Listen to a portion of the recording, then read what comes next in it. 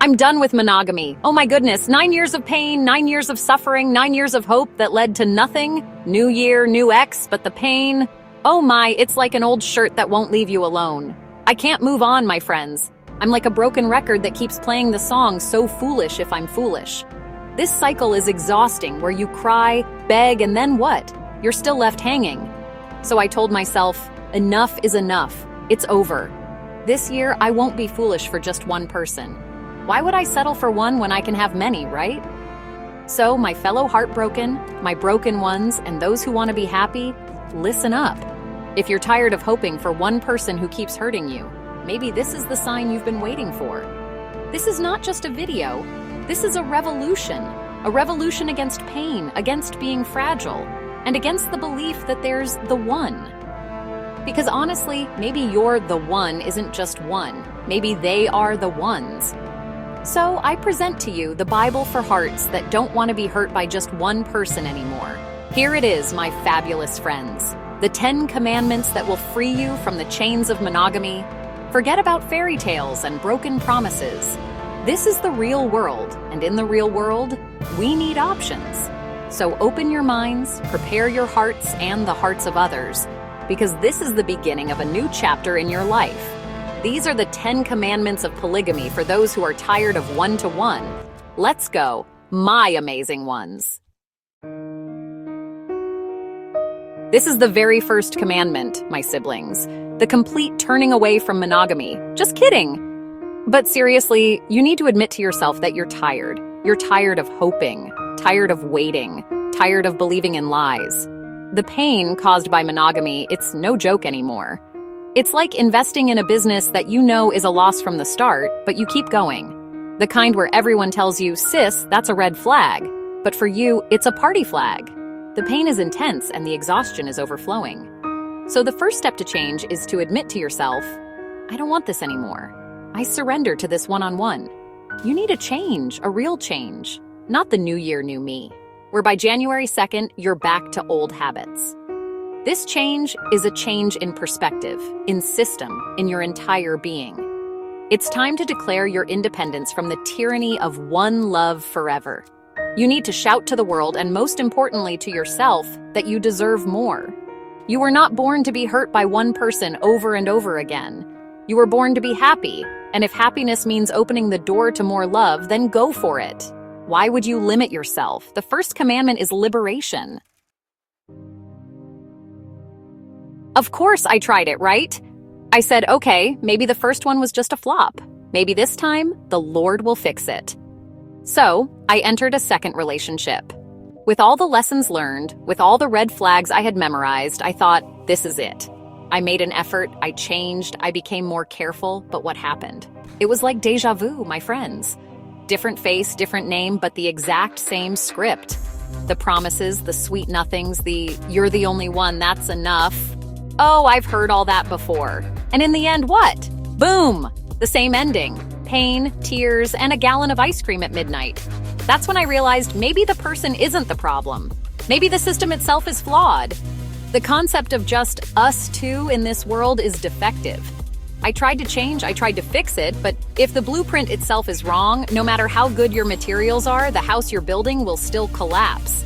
It was a painful cycle of hope and disappointment. You thought this is the one, but in the end, it was just one of them. So in the second commandment, learn from the second mistake.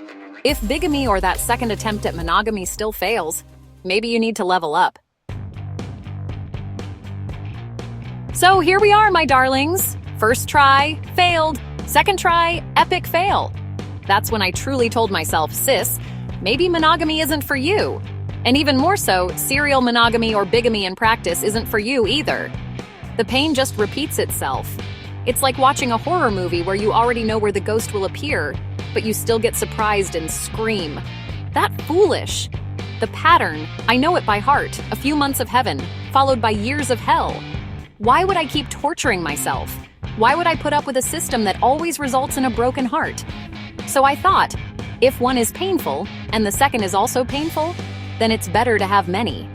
At least if one hurts you, you still have a backup. You still have someone to lean on. You won't be alone in the dark eating pork rinds with tears.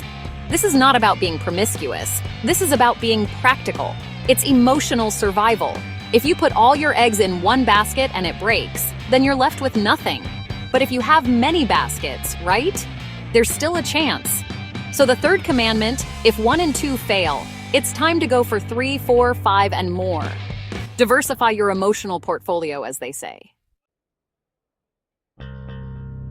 This is where the big shift in my mind began. All my beliefs about love, what I saw in movies, what Cinderella sang, all of it, I threw it in the trash bin of history. I started asking, who said you should only love one person? Who set that rule? I realized that the concept of one true love is just a social construct, a beautiful story forced upon us to fit into a box. But what if I don't fit in that box? What if my heart is like a large mansion with many rooms? You know, changing beliefs isn't easy. It's like deprogramming yourself from a cult. The cult of happily ever after with Prince Charming. I started reading, researching, and talking to open-minded people. I saw that love isn't like pizza that you cut and it gets smaller. Love is like a candle. No matter how many candles you light from its flame, the light of the first candle doesn't diminish. The whole room just gets brighter. Love is infinite. And there, everything changed. Fourth commandment, break old beliefs and build new ones that suit you.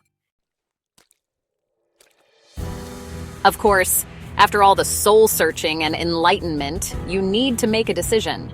A decision for yourself. Not for your parents, not for the gossiping neighbors, not for the church. For you. And my decision is clear. I will leave the past behind. Goodbye, monogamy. Goodbye, pain. It's a personal declaration of independence. And you have to stand by it. No matter what others say, no matter how many eyebrows are raised, you have to stand firm in your truth. This is my life, my heart, my rules, and the legal side? Oh, that's the challenge. In the Philippines, it's not allowed yet, right? But who cares? What matters is the agreement between all involved. What matters is honesty and transparency.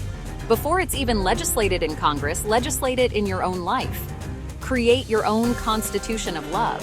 The decision to try something new, polygamy, is a brave step. It's a commitment to honesty, communication, and a different kind of love.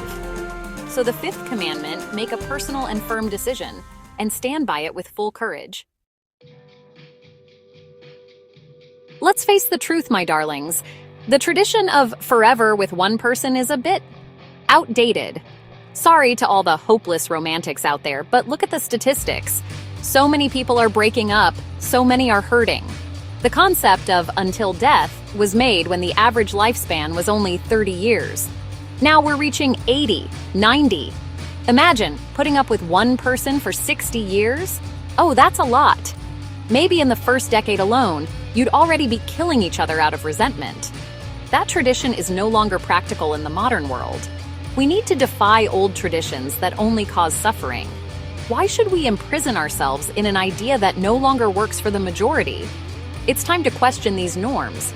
Just because it's what we're used to doesn't mean it's right. The world is changing, people are changing, so our concept of relationships should change too. The sixth commandment is to be a rebel with a cause. Defy the tradition that suffocates you and create your own tradition of happiness. Be a trendsetter, not a blind follower. And now we're at the part where you need to let out all your anger. Your deepest emotions, son of a gun. Darn it, idiot! Those are the words they deserve for the pain they caused. Don't be a shrinking violet. You have the right to be angry. You have the right to swear. That anger and disappointment, you shouldn't hide it. Let it out. Shout it. That's your fuel to completely move on from being a victim. The people who hurt you, the broken promises, the nights you cried alone, they all deserve your curses. Using strong language is a way of cleansing the soul. It's a form of catharsis. With every curse, a piece of pain is lessened. With every shout, a thread of hope is born. This isn't about being rude, it's about being true to your feelings. You've kept it inside for too long, it's time to spit it all out. So go ahead, take a deep breath, and join me. You animals, you cheaters, I won't be fooled by you anymore. The seventh commandment, swear until you feel better. It's therapeutic, I swear.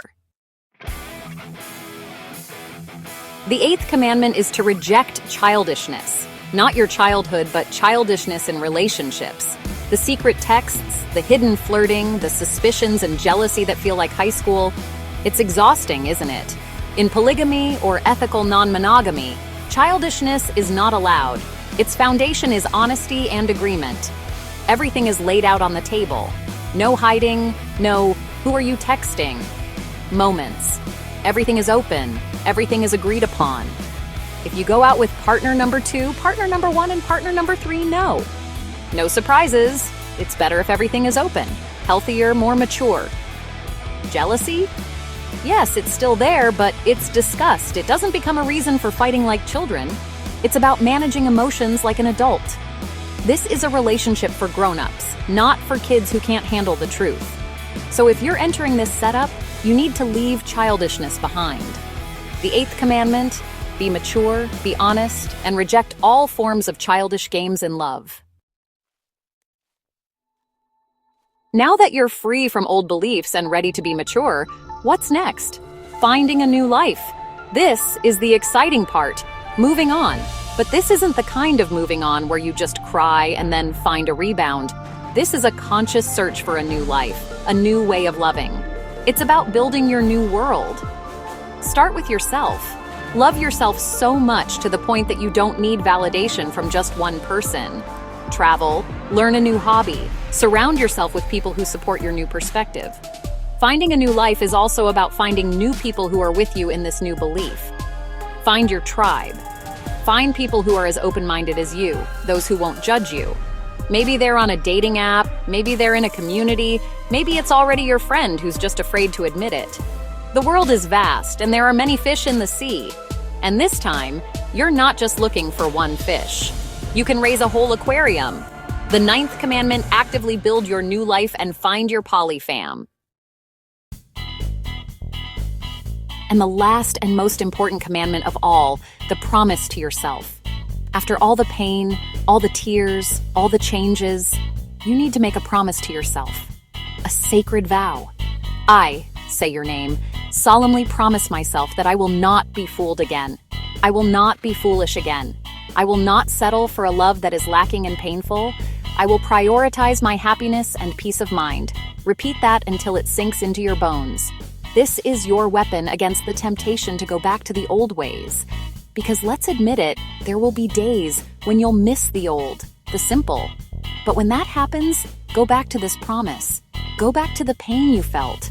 This promise will remind you why you started on this path. You will no longer suffer for others. Love should liberate, not imprison. Love should bring joy, not tears. And that is the promise you should never break. The promise to yourself. There you have it, my amazing ones, the 10 commandments of polygamy. I hope you learned something and that your minds were opened. For me, the time of suffering is over. The era of you're enough that ends with you're the only one hurt is over. So, as a prophet of modern love, as a victim who became a warrior, I advocate legislate polygamy. If others can do it, why can't we? I'll volunteer. I'll be the president of the Polygamy Association of the Philippines. Charter change for love. Goodbye ex-mono, goodbye ex-biga, goodbye to all the pain of the past. Hello to a new chapter where love is shared, not withheld. Where happiness is multiplied, not limited. Because I believe that we all deserve to be happy. And if happiness means loving more than one person in an honest and consensual way, then so be it. The important thing is, you're not stepping on anyone. And everyone involved is happy. We're polygamous, and we're proud of it. So before I say goodbye, I'll leave you with a question that you should ponder tonight while hugging your pillow, or pillows. A question that might change the course of your love life. It's simple but profound. Are you also tired of monogamy? Think about it carefully, friend. Don't forget to like, share, and subscribe. And comment below your thoughts. Ciao!